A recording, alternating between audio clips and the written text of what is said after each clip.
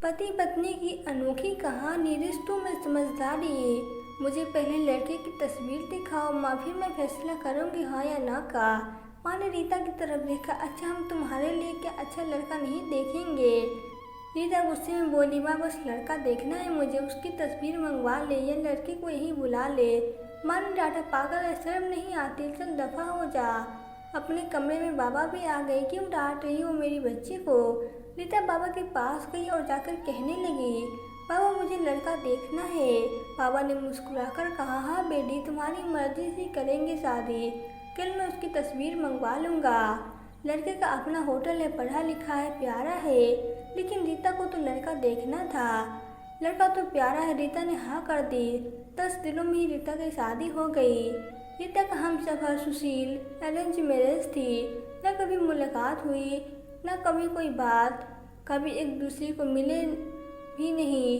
यह ऐसा पवित्र रिश्ता होता है जो अजनबी जान बन जाते हैं, जो कभी जिंदगी में मिले भी न हो, तो पल भर के एक दूसरे की जान बन जाते हैं। पहली रात इतना तो समझ गई थी कि सुशील दिल का बहुत अच्छा है।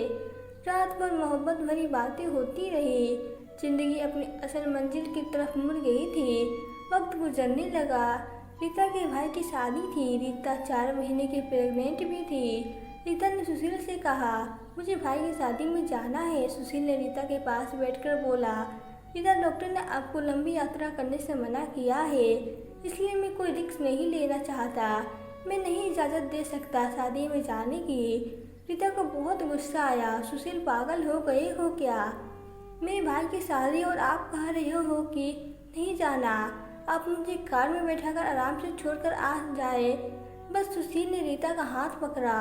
मोहब्बत से फिर समझाने लगा, रीता क्यों बेकार की जिद करती हो? डॉक्टर ने यात्रा करने से मना किया है, तो मैं नहीं जाने दे सकता।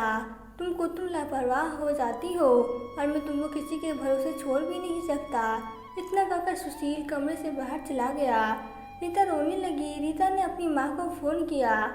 सुशील मना कर रहा है शादी में आने के लिए। माँ ने समझाया, बेटा अगर वो कह रहा है तो मत ही आओ।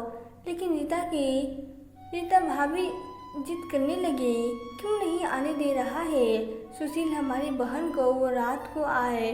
सुशील भी घर पे था। कहने लगी कि मेहंदी है, 3 दिन की बात है, अमृता को लेने आए हैं। सुशील ने रीता की तरफ देखा। रीता, मैंने कहा था तुमसे। रीता ने नजरें झुका ली, कमरे में चली गई। उठकर सुशील को गुस्सा तो बहुत था, लेकिन ये सब्र कर लिया। 1000 रुपये जेब से निकाले, रीता को दे दिए। कुछ पैसे रख लो, बाकी और चाहिए तो ले लेना, मैं आऊँगा कल।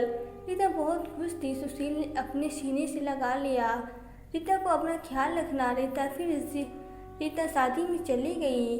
मेहंदी की रात थी। बुआ की लड़की भी आई हुई थी, डांस भी किया, काफ़ी एंजॉय किया। बारात वाले दिन जब भाई की बारात लड़की वालों के घर पहुंची तो बारिश हो रही थी, गले में काफ़ी कीचड़ थी। रीता का पाँव फिसल गई।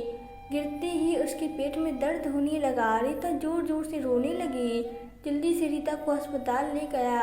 रीता दर्द से चिल्ला रही थी। सुशील को कॉल की, रीता के बारे में बताया। सुशील घबरा गया और जल्दी से अस्पताल पहुंचा। रीता को इमरजेंसी वार्ड में ले गए थे। सुशील बहुत परेशान था। दिल की धड़कनें बेकाबू थी। जुबान पे ईश्वर का चाप था।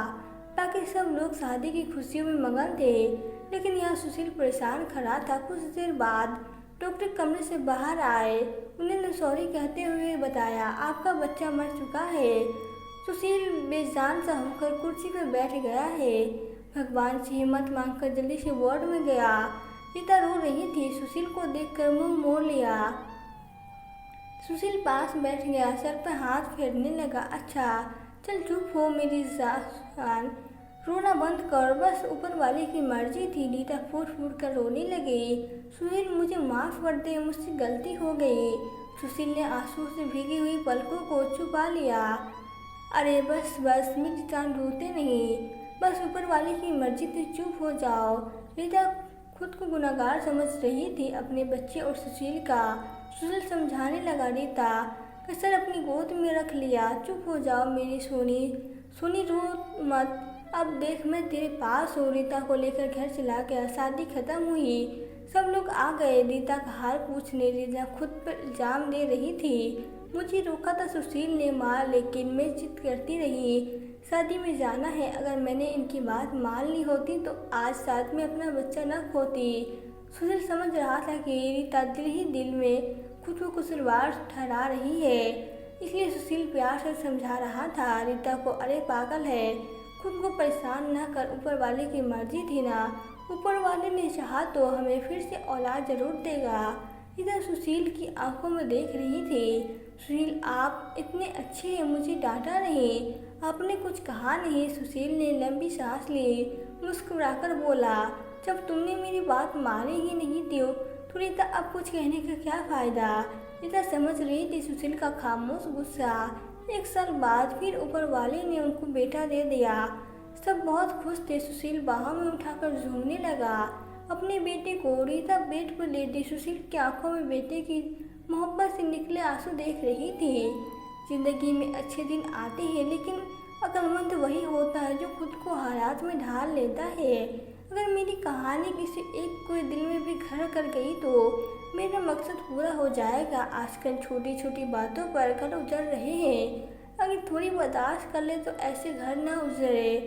दोस्तों, आपको यह कहानी कैसी लगी? अगर कहानी अच्छी लगी हो तो वीडियो को लाइक कर दे और प्लीज़ चैनल को सब्सक्राइब कर दे। Thank you.